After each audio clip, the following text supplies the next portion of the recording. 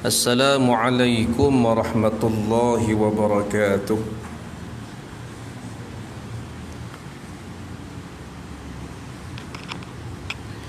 Bismillahirrahmanirrahim. Alhamdulillahi rabbil alamin. Wassalatu wassalamu ala asyrafil anbiya'i wal mursalin Sayyidina Muhammadin wa ala alihi wa sahbihi ajma'in. Subhanaka la ilma lana illa ma 'allamtana innaka antal alimul hakim. Wa la hawla wa la quwwata illa billahil aliyyil azim. Yang kita hormati Tuan Pengerusi, para imam, para bilal, ahli jawatan kuasa surau Al-Fatah Ngambang Leko, Kampung Ngambang Leko, tuan-tuan guru, para alim ulama, para ustaz, seterusnya seluruh muslimin muslimat, hadirin hadirat yang sudi hadir pada malam ini ke rumah Allah Subhanahu wa ta'ala. Sama-sama kita panjatkan syukur banyak-banyak kepada Allah kerana dengan limpah kurnia daripada Allah dapat sama-sama kita hadir mengerjakan solat maghrib berjemaah. Kemudiannya lagi Allah Ta'ala kurniakan kepada kita keizinan duduk dalam majlis ilmu. Kita harapkan mudah-mudahan ianya ditulis oleh Allah sebagai suatu catatan amalan yang saleh, yang mana insya-Allah mudah-mudahan dapat memberi keuntungan pada hari akhirat apabila kita bertemu dengan Allah Subhanahu wa ta'ala di yaumul mahsyar nanti insya-Allah. Kita sambung kembali kitab 40 hadis Penawar Hati karangan atau susunan Abu Ali Al-Banjari An-Nadwi Al-Maliki rahimahullahu ta'ala, ataupun dikenali dengan Al-Fadhil Ustaz Tuan Guru Ahmad Fahmi Zamzam rahimahullahu ta'ala. Seterusnya kita masuk pula atau kita sambung pula hadis yang seterusnya, hadis yang ketiga. Tu kita tak tahu. Tu tak. Qala muallif rahimahullahu ta'ala wa nafa'ana wa iyyakum bi'ulumihi fid darain amin ya rabbal alamin. Katanya tuang pengarang rahimahullahu ta'ala, hadis yang ketiga muka surat 19 yang ada kitab. Tajuknya serengang-rengang seksaan di neraka.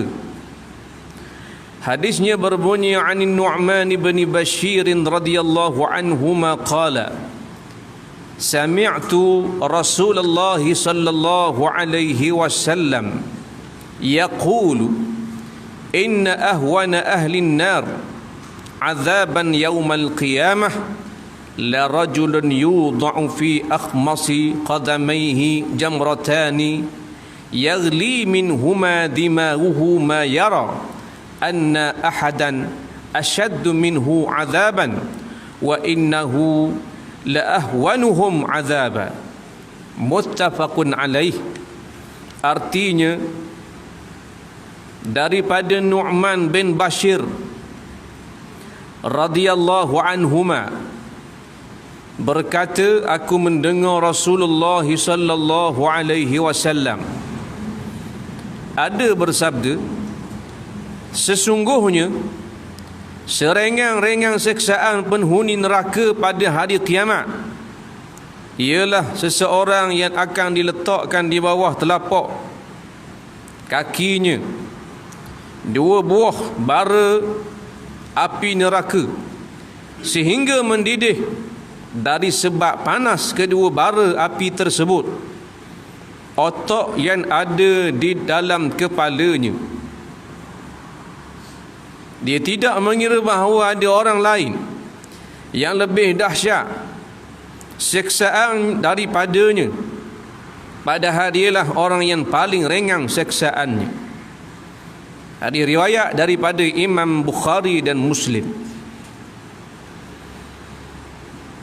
Keterangan daripada hadis, cuba kita bayangkan betapa dahsyatnya seksaan yang paling ringan di neraka Allah, dengan bahan kedua bara api yang diletakkan di bawah tapak kaki sudah boleh mendidihkan otak yang ada di atas kepala. Maka betapa pula kalau seksaan yang lebih berat. Rasanya tidak ada seorang pun yang mampu berdiri di atas bara api yang panas, yang boleh menggelegakkan otak yang ada di kepalanya. Kalau kita tersentuh sedikit sahaja dengan api dunia ini, kita sudah menjerit kepanasan dan tidak akan mampu menahannya walaupun hanya dalam masa sehari atau seminggu sahaja. Maka cuba bayangkan betapa pedihnya seksaan yang berterusan, dan dari saat ke saat hanya bertambah panas, di samping tekanan jiwa dengan putus harapan daripada selamat walaupun setelah jutaan tahun yang akan datang. Baik. Hadis yang ketiga, mengarang mendatangkan suatu hadis. Hadis ini hadis sahih, riwayat daripada Imam Al-Bukhari dan Muslim, yang menceritakan perihal keadaan neraka Allah Subhanahu wa taala, sehingga disabdakan oleh Nabi sallallahu alaihi wasallam.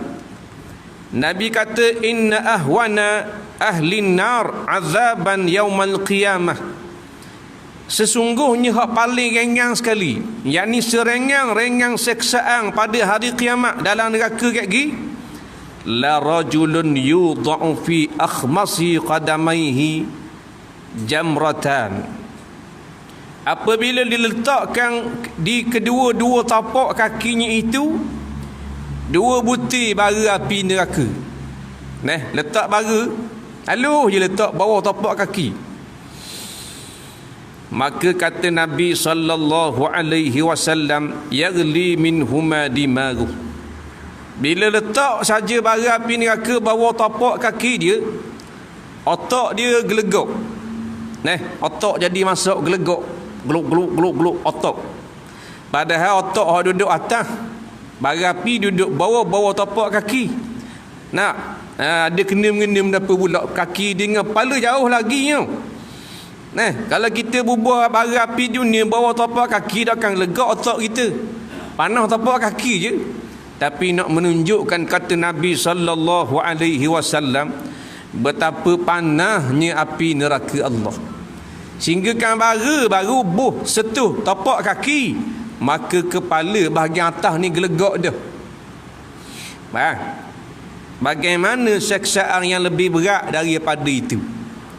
Kerana orang hak kena azab, kena seksa ni, dirasakan, kata Nabi, dia rasa dia lah orang yang paling ringan sekali, orang yang paling berat sekali. Dia rasa dia paling berat sekali, padahal dia adalah orang yang paling ringan sekali, kata Nabi sallallahu alaihi wasallam, kena azab dalam neraka. Pasal apa dia berasa azab? Kerana apabila disebut azab pada hari akhirat, dia tidak ada ringan. Seksaan hari kiamat dia tak ada ringan. Tidak sama macam ke seksaan di atas dunia. Tu pun kita tak cakap nak tanggung tu. Kena api atas dunia kan, bukan kata kena api, kena minyak je, minyak netuk goreng ikan. Halus je, ada besar ujung mata lidi, bahan di tangan kita tu pun pedih tau. Ada bunyi mok tepik ujung dapur, berapa bahan di minyak panas, halus je, bukan ngecik api.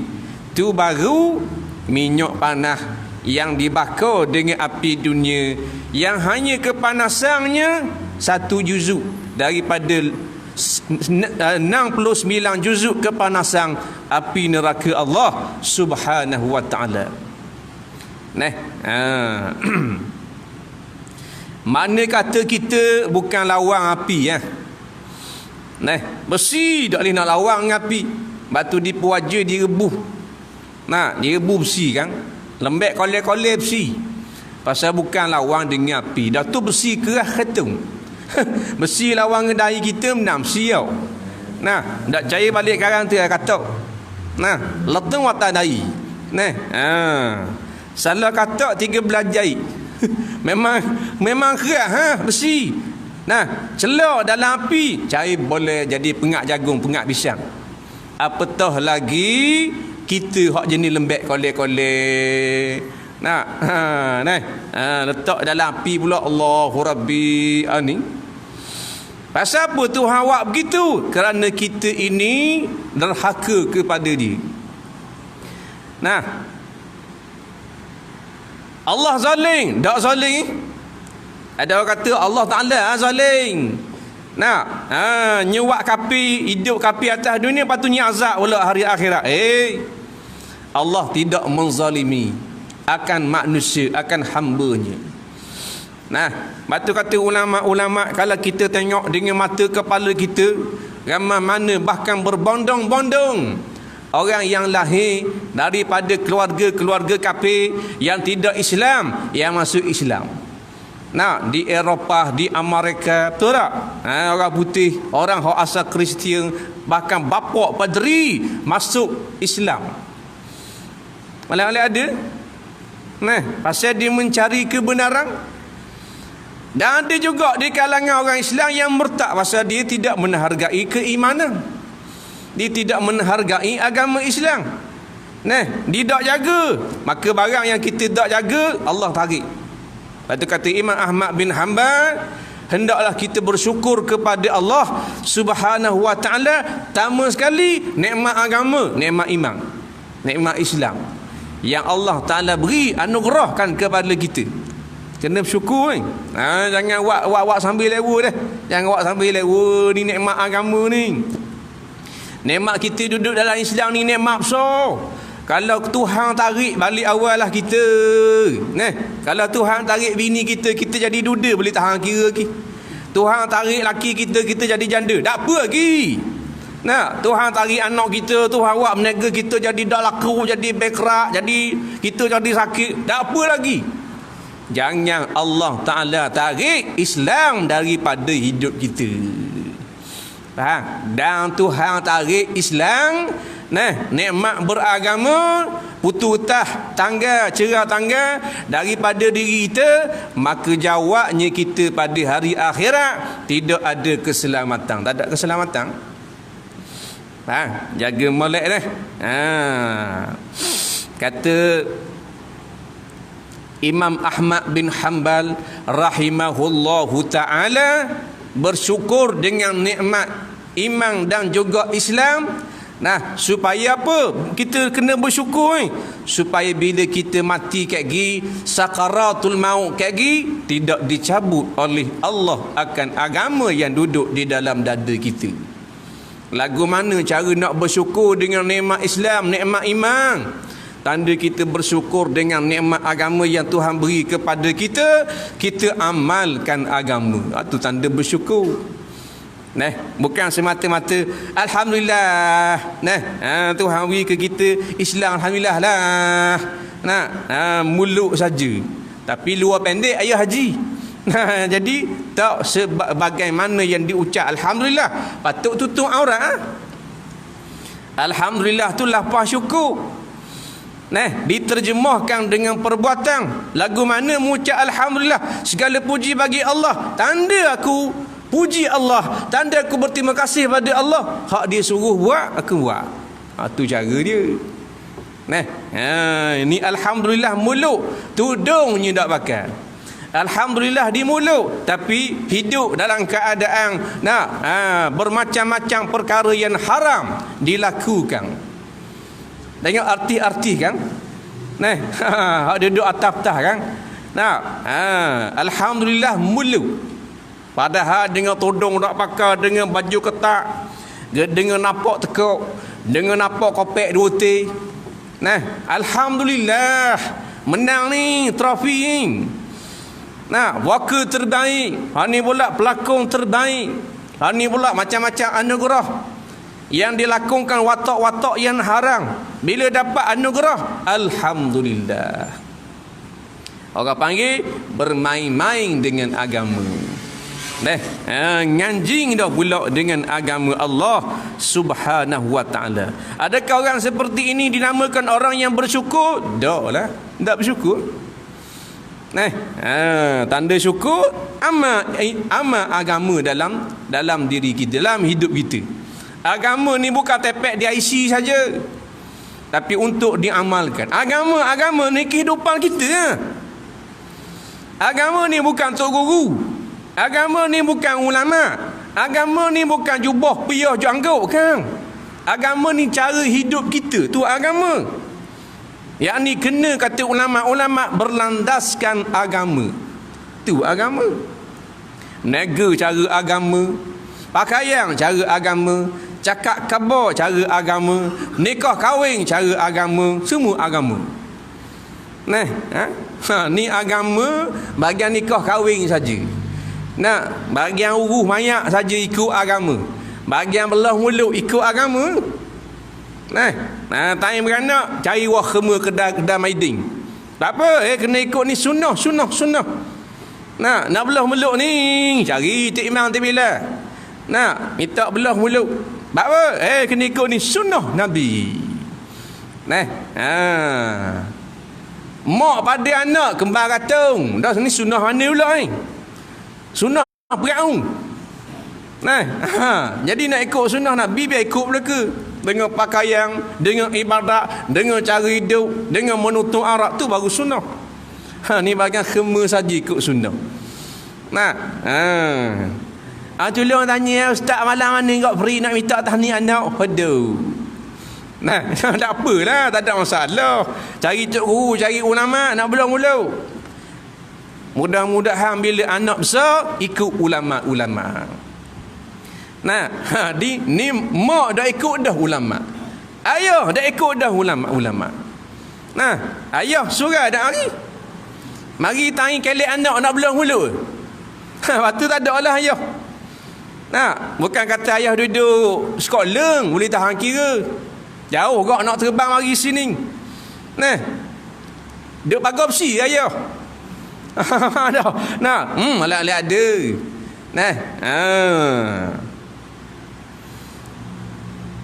Bukan marah belah mulut. Belahlah mulut. Itu suatu sunnah.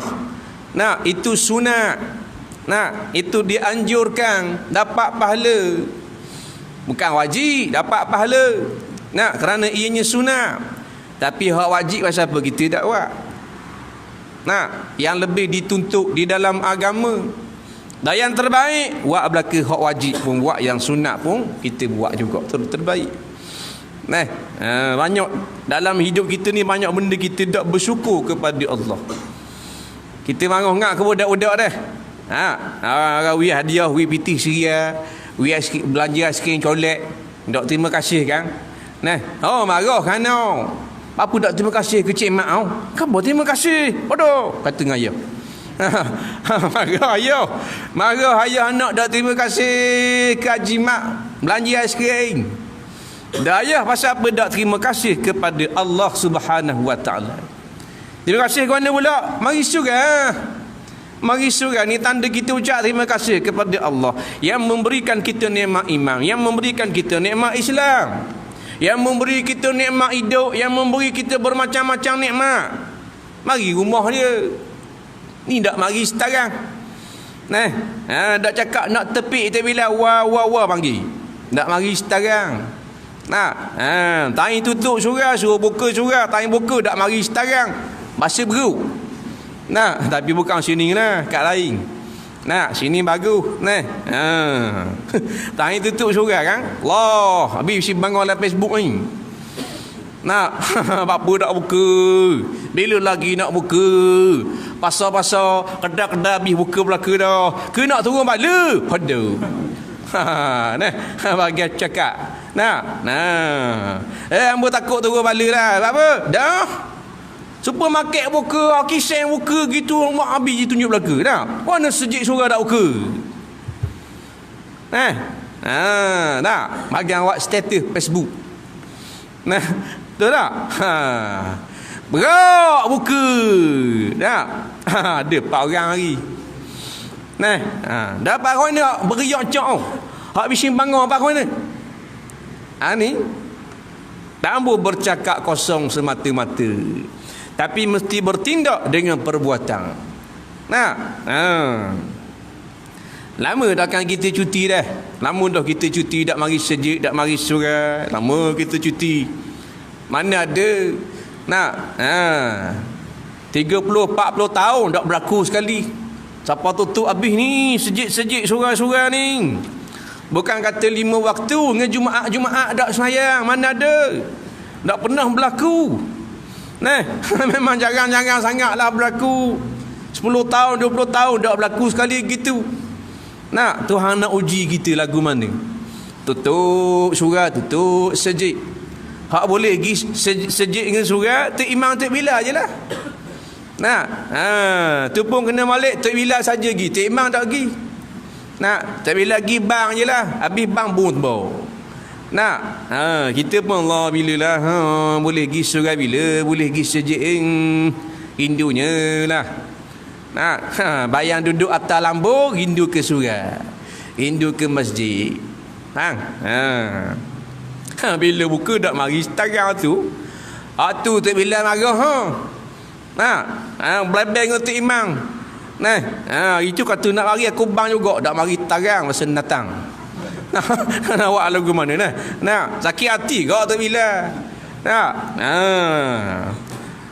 Tanya cuti ramai-ramai, di mana cuti? Tok Bilal tak cuti. Kita duduk rumah, semayang rumah, zikir rumah, baca Quran rumah. Tok Bilal Tok Imam sejik. Jadi biarlah kita ada perubahan. Musibah Tuhan beri dah. Tiba-tiba tak berubah juga. Dah kerah benar hati kita. Kita akuilah memang hati kita kerah. Tapi janganlah siapa kerah dah lalu sehingga siapa tak gagih. Allah Ta'ala beri ujian, beri musibah, bermacam-macam penyakit, bahkan lebih pelik penyakit ini dari penyakit-penyakit yang lain, tak juga merubah hati-hati kita. Lepas kita bimbang, kurang-kurang biar berubah. Daripada dulu jarang mari surah dah. Dalam ni mari dah. Sebelum COVID-19 jarang mari surah. Mari juga, tapi saat ni lah jarang, seminggu nampak sekali muka. Lah ni acak dah. Makna musibah atas kita itu berjaya. Berjaya apa? Berjaya ditarbiyah oleh Allah Subhanahu Wa Ta'ala. Kita bimbang sangat-sangat musibah yang Allah Ta'ala timpakan ke atas kita tidak mentarbiah diri kita. Bahkan yang lebih berat daripada itu, menyebabkan kita lebih jauh daripada Allah Subhanahu Wa Ta'ala. Allah beri musibah pada orang beriman, tanda dia sayang. Menyebabkan lepas dapat musibah makin dekat dia dengan Allah. Itu tanda Tuhan sayang dan tanda Tuhan redha. Tapi tiba-tiba habis saja musibah, kita makin jauh dengan Allah. Tanda kita tak dapat redha daripada Allah. Redha ni bahasa Arab, terjemah Melayu, Allah marah ke kita, Allah benci ke kita. Menyebabkan Allah beri musibah, kita dah dekat lagi dengan dia. Tu. Kena bakat-bakat mikir, tolong kabarkan anak bini, tolong kabarkan adik kakak, tolong kabarkan adik beradik. Betul tak? Pasal dalam ramai-ramai adik-beradik kita bukan juru harah belaka. 9 adik-beradik, 12 adik-beradik. Betul tak? Bukan mari surah belaka. Mari seorang, surah. 9 ekor lagi tak mari. Ada lagu mana gitu. Tolong siapa? Lebih mudah ada grup WhatsApp dah. Tolong rakyat dalam grup. Tolong ayat dalam guru begini. Kita kena menghidupkan rumah Allah Subhanahu Wa Taala. Ini kekuatan kita, ini hubungan kita dengan Allah. Kita kena jaga begini. Tu cara dia. Guna salorang tu. Ni duduk dalam guru. Sembang kosong. Sembang hal politik. Sembang Dewan Parlimen. Awak kena nampak? Seliklah dengan agama tazkirah. Tazkirah ni bukan hanya daripada ustaz atau guru ulama. Copy paste hak ulama khabar, hak ustaz khabar, hak tu guru khabar, boh dalam grup WhatsApp. Nah, lama-lama insya-Allah jadi baik adik-beradik kita dah. Ni adik-beradik kita, Allah Rabbi. Macam malau takut-takut.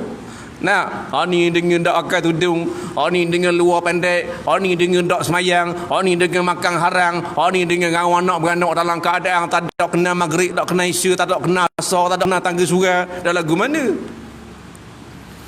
Nah.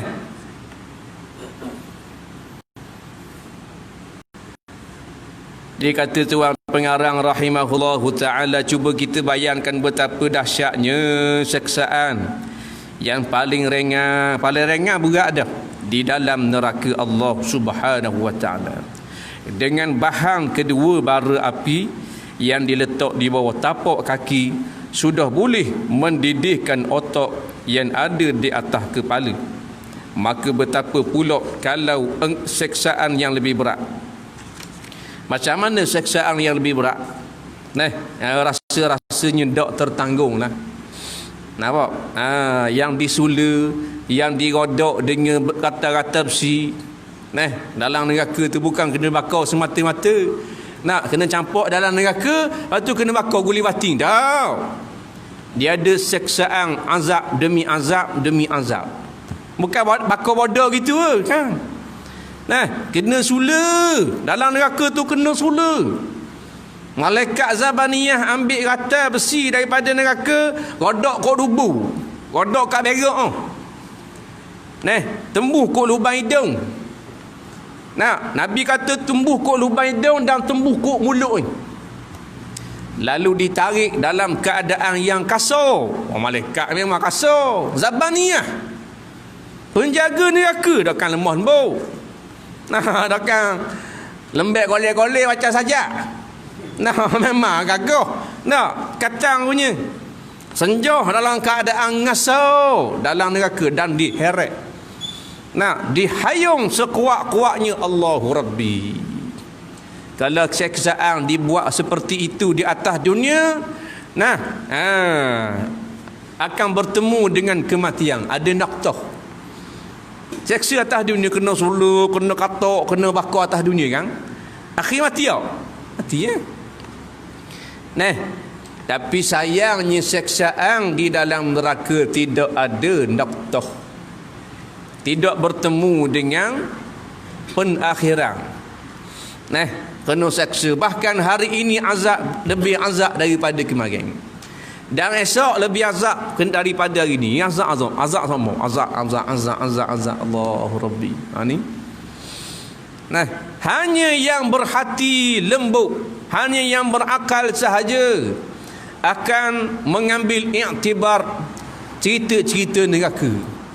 Lepas tu kalau kita dengar cerita neraka, dengar cerita maknanya alam kubur, dengar cerita seksa dalam kubur daripada mulut tok-tok guru, kita berasa takut, kita berasa sedih, kita berasa makna tak sedap duduk, maka alhamdulillah lah, menunjukkan hati kita masih hidup. Hati kita masih ada sedikit lembut. Tapi kalau kita dengar cerita daripada tok guru, cerita azab neraka, cerita alam barzah, kita tak rasa benda, kita tak berasa takut, bahkan kita mari perasaan memperleceh dan pula reka ke guna. Macam-macam lah orang-orang learning kan. Nambah je, tak macam mana pun. Kalau begitulah, maka menandakan hati kita itu kerah, hati kita tidak hidup. Tak hidup ni kasar sangat. Kalau lembut sikit hati mampu. Hati mampu tak rasa benda. Betul tak? Hati sakit ni tak rasa benda. Tak percaya kita pergi ke arah sakit, kita bawa akau. Bawa akau. Seraju. Lepas tu kita potong, kita suap ke dia.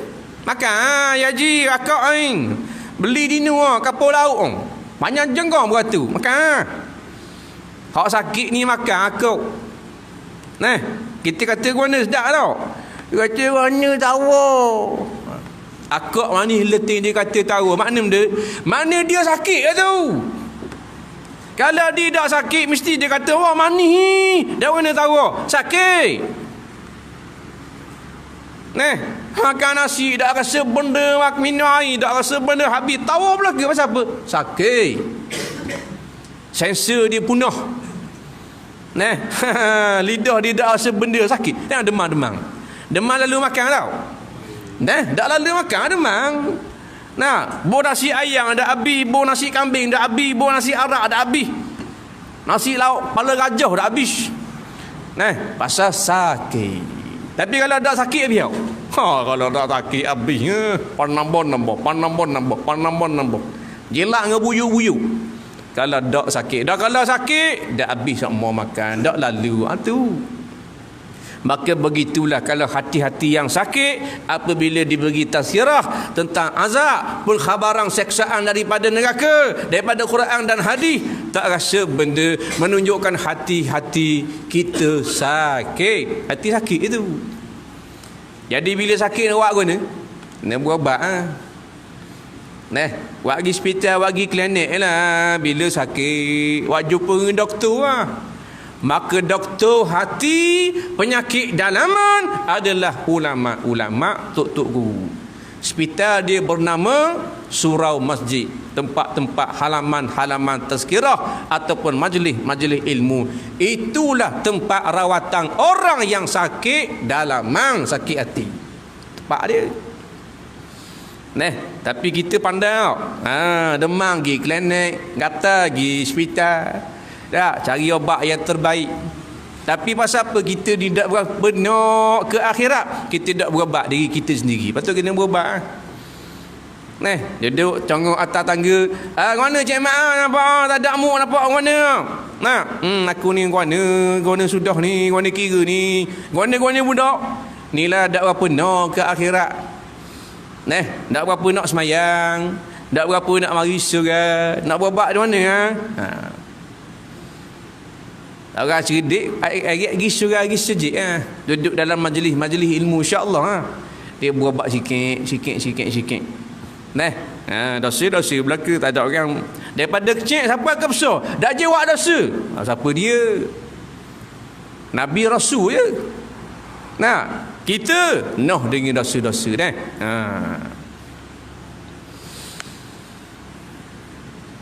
Dalam neraka dia tidak ada belah kasihan.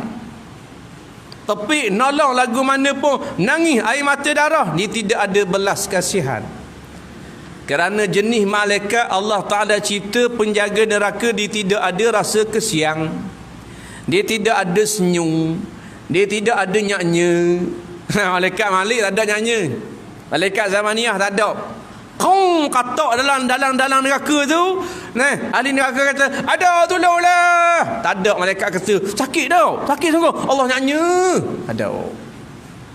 Tak ada nyaknya dia tidak ada perasaan nyaknya, tidak ada perasaan kasihan, tidak ada perasaan pergi. Lemah lembut tak ada. Tak ada lah malaikat kata ni nak piak ambil piak beraluh kan pasal awak kan menteri. Nak biar sikit dah ada rasa mana ni pasal awak pakat tinggi atas dunia kita. Tak ada. Menteri raja dak raja, presiden dak presiden, esko dak esko, derhaka kepada Allah, disembamkan dalam neraka Allah Subhanahu wa taala. Malaikat dak malu. Mu dana menteri ke, mu bekas dana menteri ke, mu bekas makna menteri pertahanan ke, bekas menteri kewangan ke, tak ada. Tak malu sikit. Jangan main menteri-menteri. Dak taubat pada Allah, Allah Ta'ala celah dalam api neraka. Banyak ni dosa-dosa menteri kepada rakyat. Menzalimi, lebang, tipu atas darat kering. Hak jenis rakyat tipu ke, tapi tipu sikit-sikit gitulah. Curi juga rakyat ni bawah-bawah, bukan kata juru harah belaka. Dak, curi juga, tapi curi dak macam menteri-menteri. Menteri kau sekali curi, kayu-kayu balok, tanah balok kali curi. Main gedung-gedung, main kilang-kilang. Hak jenis rakyat kau ni curi kayu khamak je curi. Tak main kayu balok. Seriat duria je curi lipat Tok Imam. Curi karburetor. Gitu. Hak jenis menteri dak main karburetor.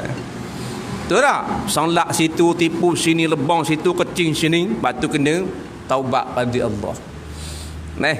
Sombong-sombong memang ada masih gagah sombong tapi menolong. Macam getazun gila dalam parlimen. Masih sihat. Betul tak? Acu bila sakit duduk ICU. Mana Datuk? Dah tepik dah ke mana? Tu lah. Darah dah lah. Dah masuk wayar pelorong dalam hidung. Tebuk situ, tebuk sini. Ada berhenti dah lah. Tu nampak gong kau? Sehat. Sehat gong belaka. Natang pengaung. Masa sehat kau. Allahu Rabbi sombong. Mengaku Tuhan terus. Dah sehat. Tengok masa tengah nyelang dalam Laut Merah. Masa bobok kan dalam Laut Merah kan? Ada sombong? Tak ada. Baru nak beriman dengan Allah.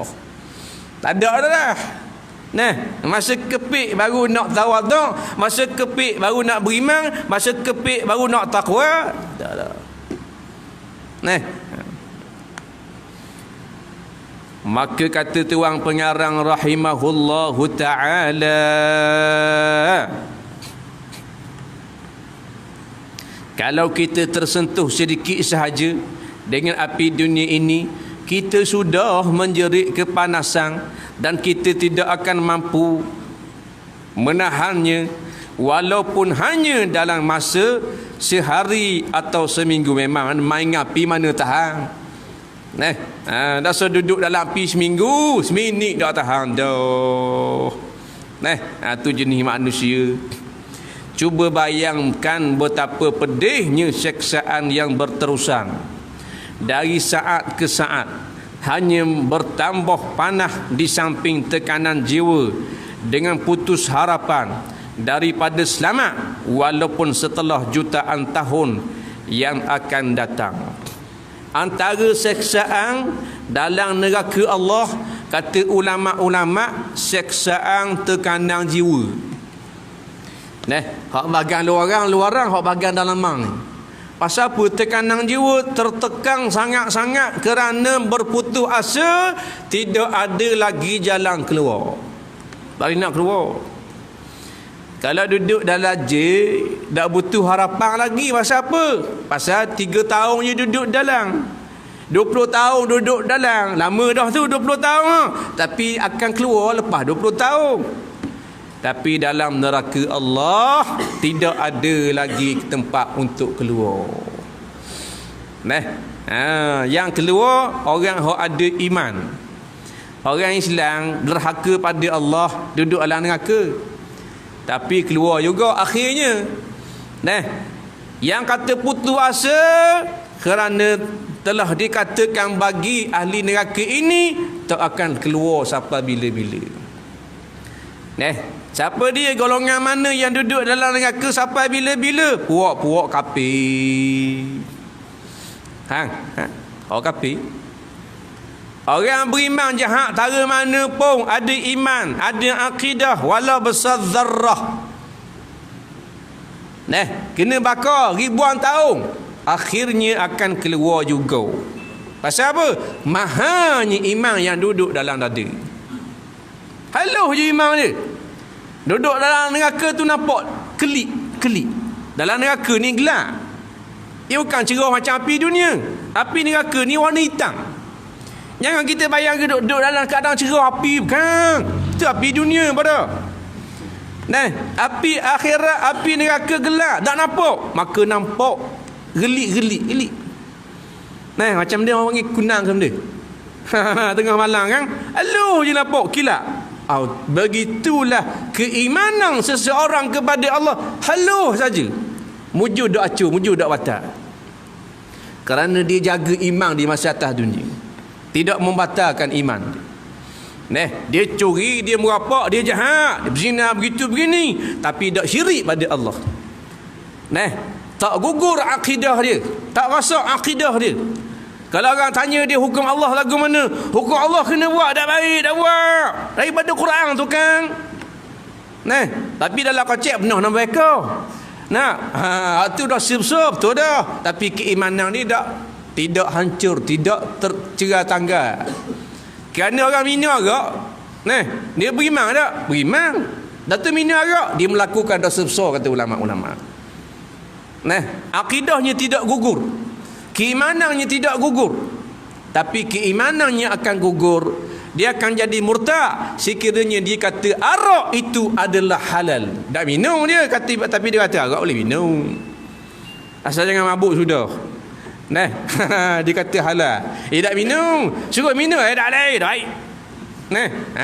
Tapi arak lagu mana? Arak tak apa, boleh minum. Jangan mabuk sudah. Jangan langgar orang sudah. Kalau begitu jadi murtad wal iyazbillah. Dia tak berzina. Tapi dia kata zina itu adalah halal. Dah tak ada arah sangat, tak apa berzina dah. Dah tak ada pitih nak menikah, tak apa. Dah dasa-dasa. Kalau begitu jadi murtad wal iyazbillah. Kawan ni pula hak berzina pagi petang siang malam, kalau tanya berzina halal ke haram? Haram. Walau dalam kocek dia setambung kondong. Tapi kalau tanya dia berzina halal ke haram, dia kata tak, kata haram. Kalau begitu dia masih lagi beriman pada Allah. Beriman ni akidah dia dah rosak dengan berzina. Tapi akidah akan jadi rosak dengan sebab dia menghalalkan zina, menghalalkan arak, menghalalkan yang ijma' ulama mengharamkan. Ada khilaf zina? Tak ada dah. Kok ada khilaf mina kau? Kok mazhab Hambali kata makruh? Tak boleh kira. Maknanya pengharaman yang datang dalil qat'i daripada Quran dan hadis, pengharaman satu-satu perkara, dia kata halal. Dia kata tak apa. Dia kata boleh. Dia kata tak dosa. Itulah yang akan merosakkan keimanannya kepada Allah. Tapi bukan suruh berzina. Faham tak? Nak khabar beratnya orang yang melanggar atau derhaka atau melawan akan hukum Allah Subhanahu wa taala. Kemudiannya orang yang akan diseksa dengan seksaan yang paling ringan ialah bapa saudara Nabi sallallahu alaihi wasallam yang bernama Abu Talib. Kerana walaupun beliau mati dalam kafir, namun segala jasanya dalam mengasuh Rasulullah sallallahu alaihi wasallam sewaktu baginda masih kecil, dan dengan pembelaannya terhadap baginda setelah diangkat menjadi rasul, semua ini menyebabkan Abu Talib mendapat sedikit keringanan bila dibanding dengan orang-orang kafir yang lain. Orang yang paling ringan sekali diazab oleh Allah pada hari akhirat, katanya tuan pengarang, bapa saudara Nabi. Siapa dia? Abu Talib. Bukan Abu Lahab. Abu Lahab celup tepung dalam tu. Abu Talib. Bapa Abu Talib ni ringan sangat seksaan akhirat kat gi. Padahal dia kafir kerana dia jasanya mengasuh Rasulullah sallallahu alaihi wasallam. Pembelaannya kepada Nabi, orang nak buat khianat pada Nabi zaman dia hidup hari itu tak berani. Pasal apa? Pasal dia ada, dia bela, dia backup. Tapi tak beriman. Pasal apa? Malu mati kan nak beranak, tak beriman. Tapi orang nak buat khianat pada anak dara dia Nabi Muhammad SAW, dia lawan. Jangan kaca anak dara aku. Jadi orang tak berani. Pasal Abu Talib ni orang hebat juga, orang besar juga. Oleh kerana jasanya, sayangnya, cintanya kepada anak saudaranya yakni Nabi Muhammad SAW, Allah balah akhirat lagi siksaan paling ringan. Ingat? Dah kita Abu Talib dak masuk Islam, dak Islam, tapi kasih pada Nabi, ada keringanan hari akhirat. Apatah lagi kita hak Islam dah, kemudian kasih ke Nabi, sayang ke Nabi. Allahu Rabbi, takkan Tuhan nak celah dalam neraka. Batu ambil peluang lah. Islam dah. Ada tiket dah nak masuk syurga. Nak jadi orang yang kasih pada Nabi. Hidupkan sunnah Nabi sallallahu alaihi wasallam. Gitu. Tu cara dia untuk dapat keselamatan tak ada cara lain. Kasih kepada Nabi sallallahu alaihi wasallam. Nak harap ke ibadat lain balik awal dah kita. Nak tahajud dah orang cetang, nak sedekah kedekut nak mampu. Alhamdulillah lagi. Nak berjuang takut. Kasih ke Nabi, selawat kepada Nabi, hidupkan sunnah Nabi sallallahu alaihi wasallam. Ingat ke dia sama, menagung-agungkan dia, senantiasa memujinya. Tak ada apa-apa. Wallahu subhanahu wa ta'ala a'lam. Kita berhenti ada. SOP kan. Tak boleh lama-lama. InsyaAllah kita akan sambung pula pada hadis yang keempat pada kuliah yang akan datang insyaAllah. Bismillahirrahmanirrahim. Allahumma zayyina bizinatil Quran wa akrimna bikaramatil Quran wa syarmi syarafatil Quran wa albisna bikhinatil Quran wa adkhilnal jannata bisyafa'atil Quran wa afina min kulli bala wa azabil akhirah bi hurmatil Quran. Rabbana atina fid dunya hasanah wa fil akhirati hasanah wa qina azaban nar. Wa sallallahu ala sayyidina Muhammadin wa ala alihi wa ashabihi ajma'in walhamdulillahi rabbil alamin.